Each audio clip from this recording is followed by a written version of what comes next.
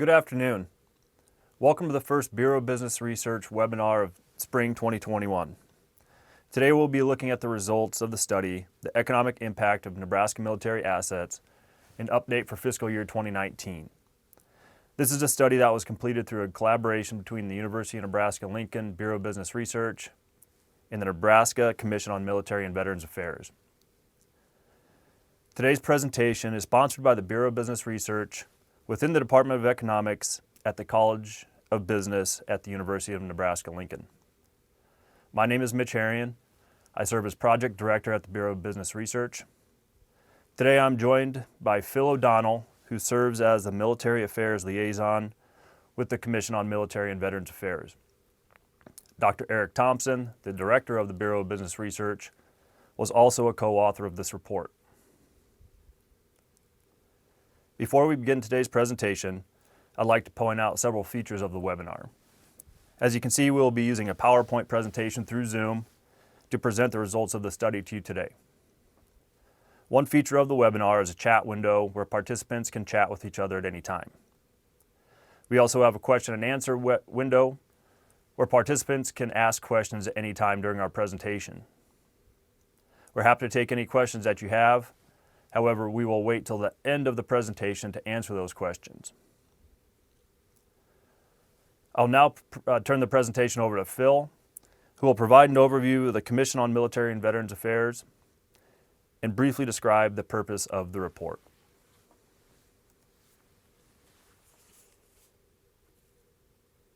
Thank you, Mitch, and thanks to our audience today. Thank you for your interest in military and veterans affairs in the state of Nebraska. Established in 2016, this 11-member commission strives to preserve and protect military installations across the state, attract new missions to these military installations, and serve Nebraska's military and veterans families. The members of the commission include the Director of Nebraska's Department of Economic Development, the Director of Nebraska's Department of Veterans Affairs, the Adjutant General of Nebraska's National Guard, along with 3 appointed members from each of Nebraska's 3 congressional districts. Additional members include the Veterans Program Coordinator from the Nebraska Department of Labor, the Chair of the State of Nebraska's Employer Support of Guard and Reserve Organization, the Commander of the 55th Wing at Offutt Air Force Base, the Commander of the 557th Weather Wing, also at Offutt Air Force Base, and the Commander of the United States Strategic Command. The key deliverable of Nebraska's Commission on Military and Veterans Affairs is its annual report to the governor and the legislature. So let's talk about the annual report. In 2017, 2018, 2019, and 2020, the commission contracted with the University of Nebraska's Bureau of Business Research to assess the economic impact of Nebraska's military assets. In addition to the economic impact, the annual report includes a summary of military assets in Nebraska and commission recommendations to the governor and legislature. For 2020, the commission put forth 6 recommendations that have their roots in a 2008 BRAC task force report, which were validated in 2017, in some cases expanded in 2018, and validated again in 2019. These 6 recommendations serve as the, quote, Commission's recommendations for preserving and sustaining military assets and missions existing in Nebraska, and serve as recommendations for actions which the state can take to encourage expanding such assets and missions pursuant to Nebraska Revised Statute 55-606. Please note that the entire report will soon be available on the Commission's website.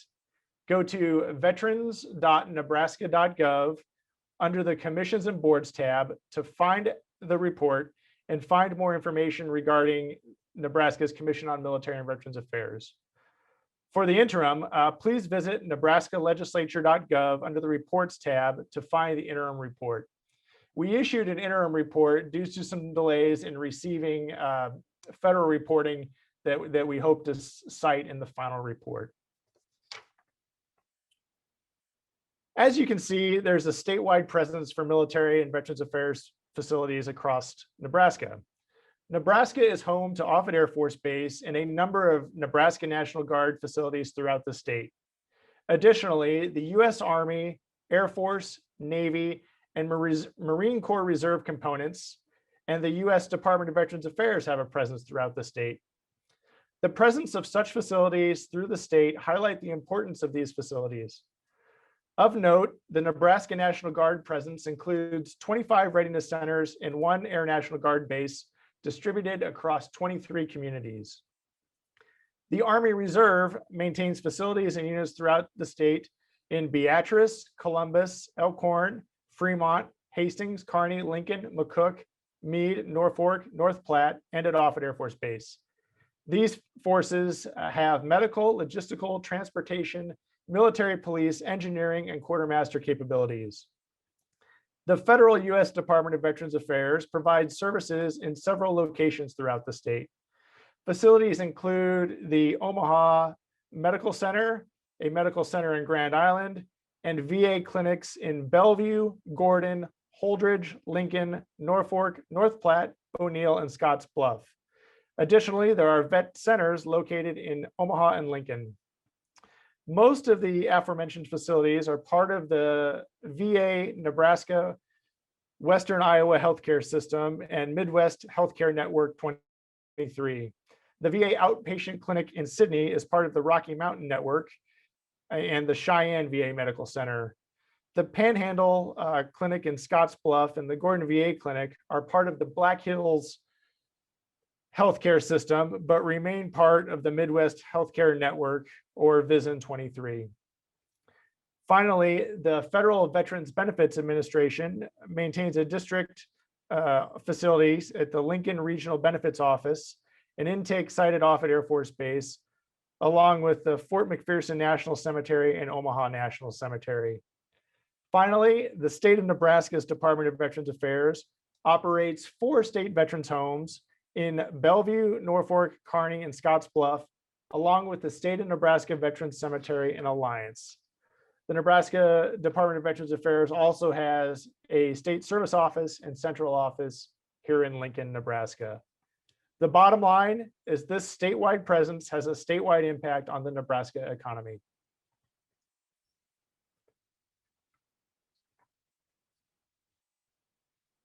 Thank you, Phil.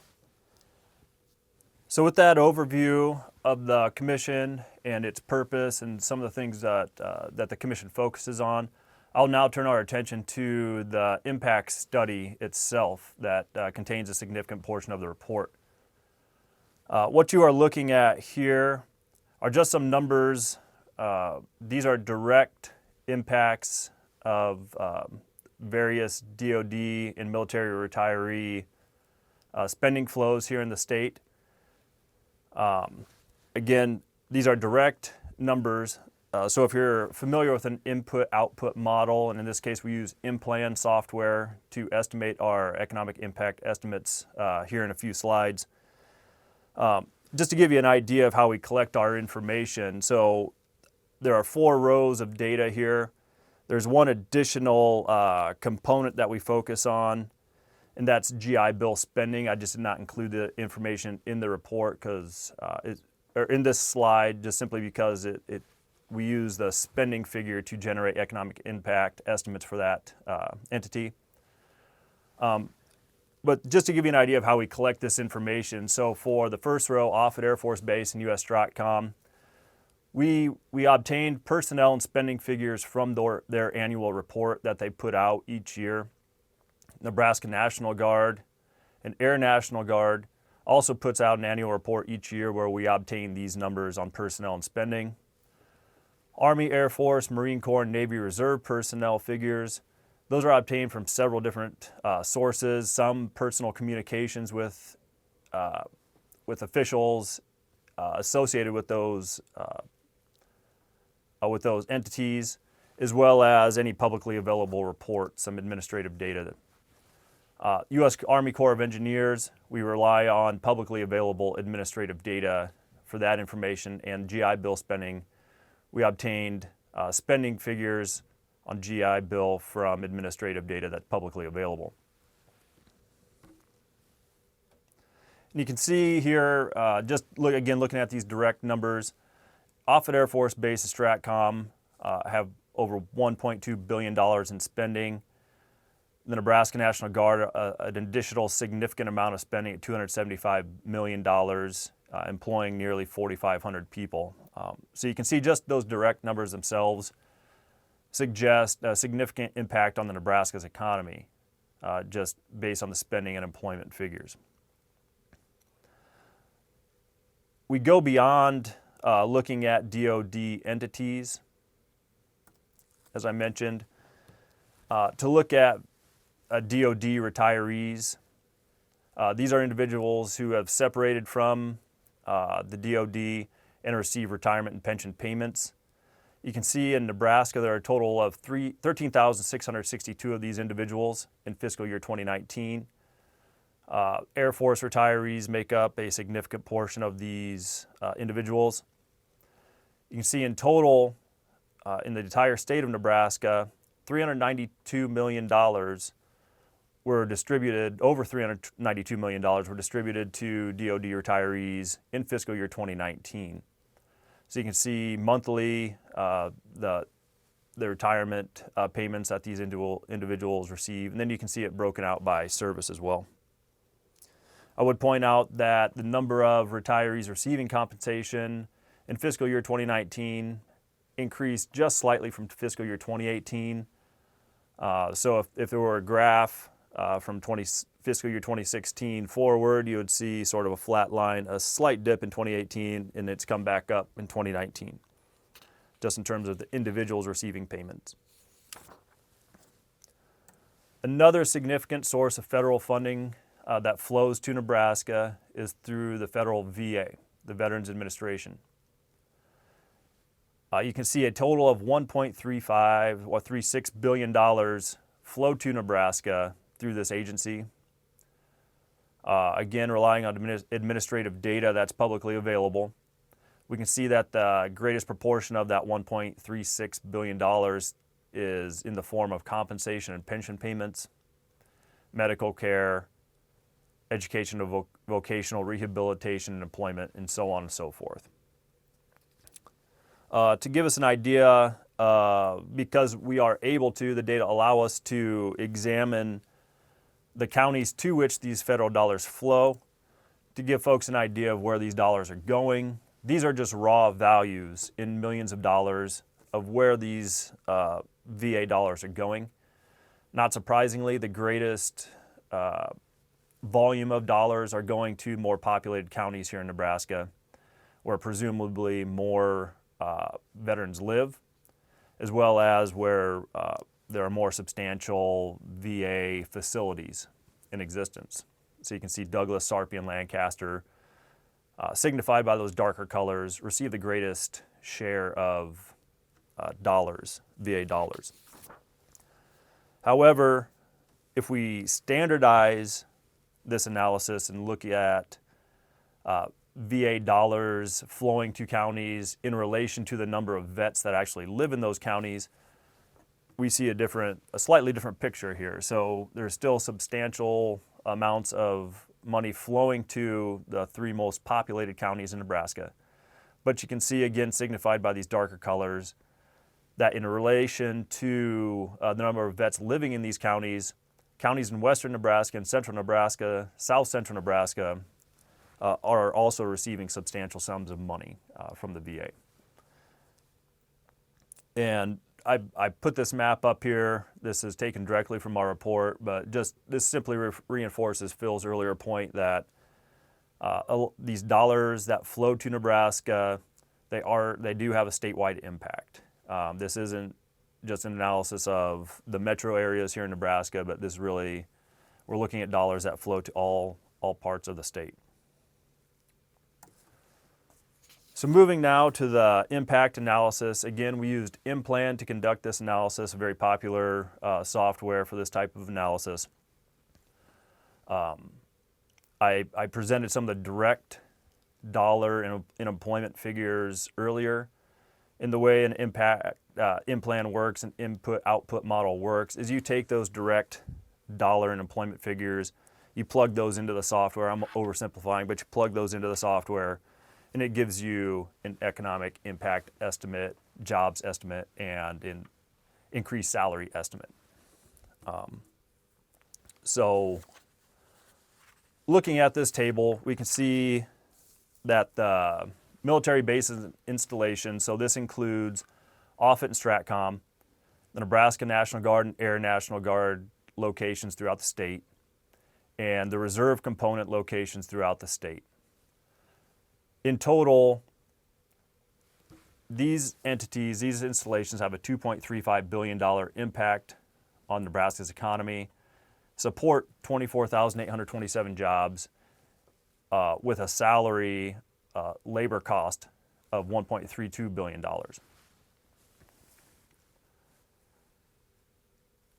U.S. Veterans Affairs spending is the second greatest impact, I guess, among these 5 entities, with $1.94 billion in economic impact, 14,006 jobs, and $744.3 million in labor costs across those 14,000 jobs. You can see retirement and pension distributions have a significant impact of $393 million. U.S. Army Corps of Engineers spending $157 million approximately, and GI Bill spending has an impact of $40.2 million in the state, supporting 381 jobs and $17.1 million in salary.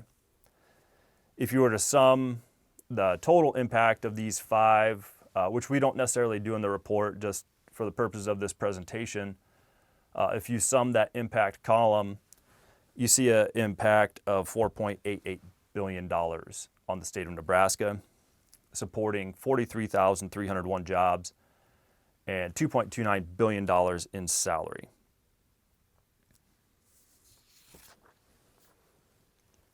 With that, I will turn it back over to Phil.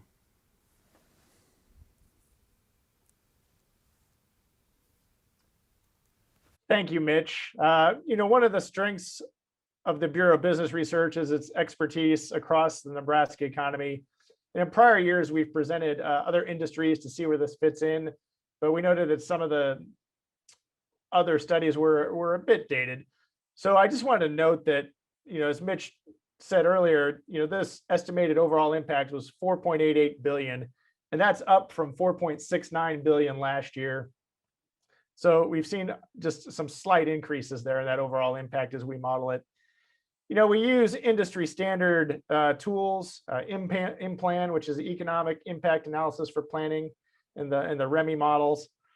For context, the state of Nebraska ranks 43rd in direct DoD spending, and this spending comprises approximately 1.2% of the state's GDP. And our state's veterans population is above national averages on a per capita basis, but continues to decline just for the demographic trends that you would expect generationally. So we can move. So the key part of the report is the economic impact, the summary of the assets, and the recommendations. For 2020, the Commission continued to put forth 6 recommendations that have their roots from a 2008 BRAC Task Force report. And BRAC, of course, is the base realignment and closure entity that was last occurred in 2005. As you can see, the first 3 recommendations include that the state continue to ensure its full commitment of state appropriations to ensure that it gets its match from the federal government for National Guard facilities. We're asking that the state continue to provide support to local subdivisions in their efforts to improve military installations. We recommend land use and planning legislation to ensure government entities and developers coordinate when building near military bases. And those are our first 3 recommendations that continue to be in effect. Regarding recommendation 4, the Commission highlighted the University of Nebraska-Lincoln's National Security Studies Program and the work of the National Strategic Research Institute at the University of Nebraska, along with the U.S. Strategic Command's Deterrence and Assurance Academic Alliance. Regarding recommendation 5, the Commission noted consistent guidance from the Department of Defense to include the service secretaries and the Defense State Liaison Office. The Commission on Military and Veterans Affairs noted the passage of Legislative Bill 450, which expands the tuition assistance benefits available to members of the Nebraska National Guard. It increases the tuition credit for a baccalaureate degree from 75% of resident tuition to 100% of resident tuition. This bill also creates a tuition credit of 50% resident tuition for graduate and professional degrees.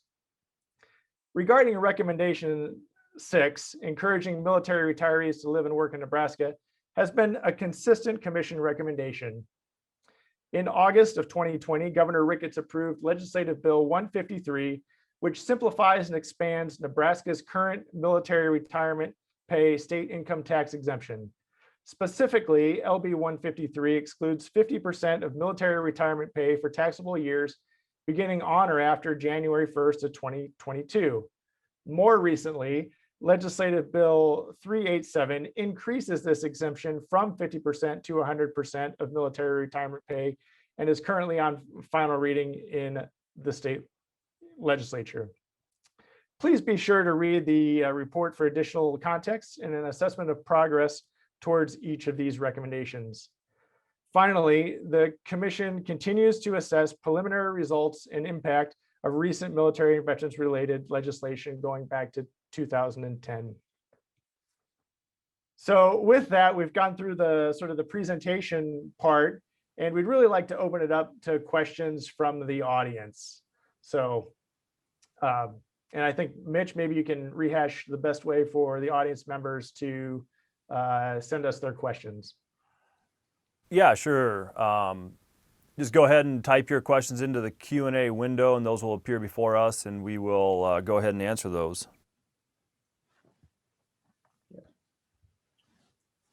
Right, and so as we wait for some questions on our screen, you'll see a KC-135 Stratotanker, which is part of the Nebraska National Guard. Along, you'll see their Lakota helicopter and a TOW missile that was fired by the Army National Guard. And of course, the U.S. Strategic Command, the new headquarters building, new command and control facility there in the picture. So. Phil, while we wait for questions, I guess I know you discussed a couple of the recommendations and the outcomes of those recommendations. I was wondering if beyond those, there were any other, we've been doing this report for 4 years now, if there are any other policy impacts or any other impacts that you believe our work has contributed to, or if you want to talk about the commission more generally. Sure. No, I appreciate that question, Mitch. And certainly these reports have helped inform policymakers. I think, clearly with the recent legislation associated with state income taxation, we've looked at that pretty thoroughly across the 4 years. And there's a lot of rich material in all 4 of the reports. And just understanding the demographic trends of military retirees and veterans has been important. I think too, looking at the impact of GI spending on the state's economy.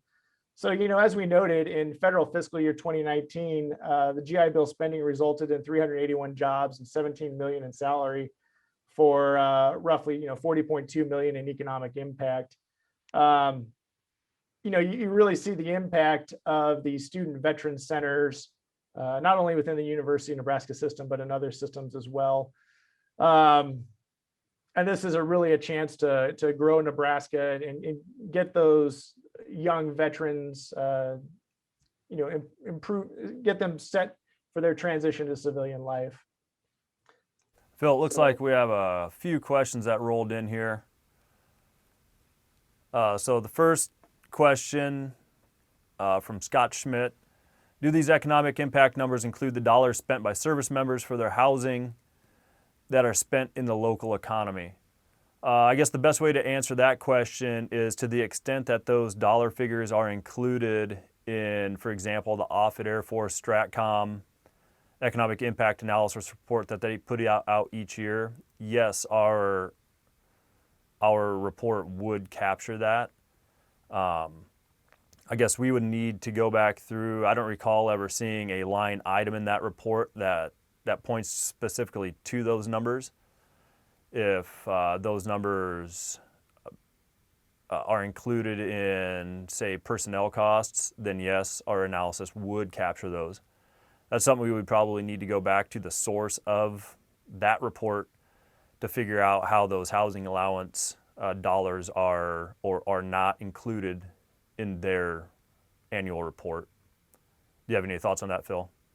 No, I think your assessment's correct. So Okay. The second question, any sense of the Biden administration's priorities, military and veteran spending, and the potential impacts to Nebraska and Nebraska military units? Phil, I may toss this one over to you. Sure. So that's actually a very timely question because the president released what they call the skinny budget for the Department of Defense this morning. And I believe that came in at approximately $715 billion as a top line number for federal fiscal year 22. And, this is, it's technically it's up from $704 billion in federal fiscal year 21, but it's, it's basically a decrease when you adjust it for inflation. So it's a slight decrease. So for the near term, I suspect the DoD budget will remain flat. And this would notionally, you could presume that then the DoD spending in Nebraska would also remain roughly flat as well. So, but yeah, timely question, a great question. And then on the out years, we'll see where the defense budgets go. So. Okay. Third question, is it correct that STRATCOM's Open Skies mission and planes are being retired? So yes, thanks, Mitch. Another very timely question as well. It is my understanding that these planes will be decommissioned and placed into storage down in Arizona, what's known as the Boneyard. So it's my understanding that they will be decommissioned. Okay. And with regard to that first question, Scott Schmidt, it looks like there's another question from Scott. But if you'd like to follow up with either Phil or I or both of us about your first inquiry, we'd be happy to follow up on that with our sources. There's our contact information. But in regard to your final question, is there an income limit for the Nebraska tax exclusion for military retirees' income, or is the tax applicable to all retirees? My understanding is that there is no income limit, but I'll refer this one to Phil. Right. So the current provision that the provision that will go into effect with the passage of LB 153, it will exempt 50% of military retirement pay. So if your retirement pay is $40,000 a year, you would be able to exempt $20,000 of that military retirement pay from state of Nebraska income taxation. If or when LB 387 passes, that goes to an 100% exemption starting January 1st of 2022, and then in that scenario, all $40,000 would be exempt from state income taxation. The current exemption, which was passed in 2014, allows a retiree to exempt a partial exemption, upon their retirement. So, and the Nebraska Department of Revenue's website has a link to the form 1099-MIL, which is how you would go about applying for the partial exemption that is currently in effect, with the notion that LB 153 will take effect January 1st of 2022, and potentially LB 387 will also, override LB 153 potentially if it's passed and signed. So. Yep. No, we appreciate all the good questions. They keep coming too. So another question, while not technically a veteran or member of the military yet, is there any tracking of the financial benefit of the state's ROTC units, whether it be cadets, midshipmen, or cadre members of the various branches? No, we have not ever included the ROTC here at UNL or anywhere else in our analysis. I know at one point, maybe in the first or second year, we discussed something or other with ROTC, but but we did not really follow up with that. So no, we've never looked at that, and it's possible, I guess, that at this moment in time, sitting here, it's difficult to conceptualize how we might include that information in an analysis like this. But perhaps there are examples that other states have done looking at ROTC impacts. There's a lot of state-level studies that have been conducted that are similar to ours. In fact, if you look at our report, we cite many of those, some of which we use it as examples for our own work. So no, if we went back through and looked at some of those reports, maybe we could find some examples of how to include some of that information about ROTC impacts in our study. Do you have any other thoughts there, Phil? No, I do think it's a federal funding stream that we should explore bringing into future reports. So it's a great question, because that scholarship money is coming from out of state and going into our, we have ROTC units, of course, the University of Nebraska Lincoln, and then also Chadron State. There's a ROTC program. So there would be some federal funding come into the state through that. We can definitely try to unpack that in a future report. Okay. Any correlations or demographics to military recruitment, past, present, and future projections? I guess from my perspective, and I'll toss this over to Phil in a minute, Phil kind of discussed DoD retirees and veterans. We know the demographic trends related to those populations. That numbers are decreasing. And again, it's just sort of a generational thing. That just the older generations, as time passes, we're going to just see fewer and fewer of those individuals in the state. And it's not just Nebraska, it's nationwide that we're seeing a decrease in the numbers of those folks. But in terms of recruitment, attracting new people to the state, I'm not aware of any demographic analysis related to who is coming or who is not coming to Nebraska. Phil, you have any thoughts? Right. So military recruitment out in Nebraska, we haven't looked at those demographic trends, but it's a great question. It's it gets to the broader question of sort of civil military relations, and a lot of military recruits come out of the South, and where does Nebraska stand, vis-a-vis the rest of the country? So it's an interesting question that we haven't explored yet. We'll certainly take that under consideration for the future. Okay. My understanding of the new bill is that to get 100% exclusion will take 5 years. So I would just offer to go to nebraskalegislature.gov and select LB 387 and read the text, and take a look as for the final reading version. So. Okay. And Phil, this one specifically for you. Can you see that on your end? I can, yes. Okay. So, right, is there any thought about exempting active duty pay for Nebraska residents living out of state and attempting to keep military members from switching their residency to Texas or Florida, or another state that does not have state income tax? That's a great question.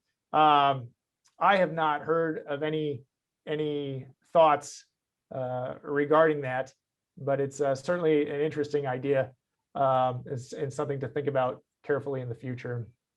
So I guess the short answer is no, not to my knowledge, but it's worthy of unpacking further. So.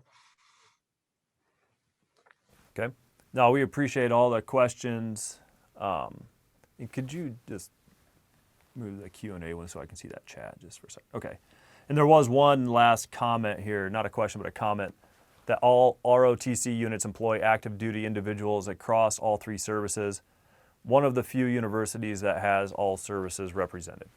So just wanted to read that for the entire group in case nobody or not everybody saw it.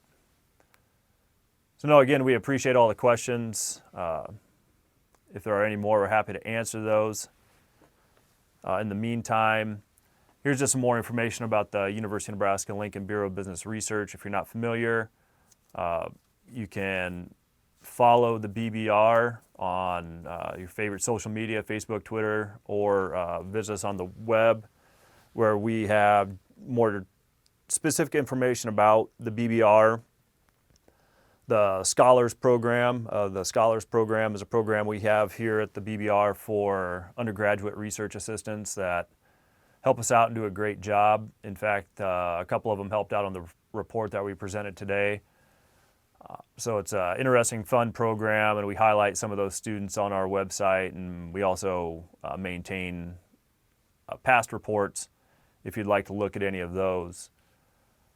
If there are no other questions or comments, we again would like to thank everybody. And Phil, thanks for the continued partnership on this work. We enjoy working on this project each year and hopefully get to do it some more. And if you look at these reports, you know what, Phil, and I guess one thing I'd point out is that what we present here today, this is just kind of a portion of the report. Each year we do what we call special studies that address more in-depth issues. We undertake more specific research questions within the report. So I just encourage everybody to go try to find those reports, and I think Phil provided the web address earlier. But just take a look at those reports and see some of the things we've done, because I think it's really interesting, and from our perspective, it's quite fun to work on. So Phil, thanks again. If you have any last thoughts there. No, thank you, Mitch. I enjoy working with the Bureau of Business Research as well, and appreciate the audience time today. So thank you. All right. Thank you, everyone. Have a good day.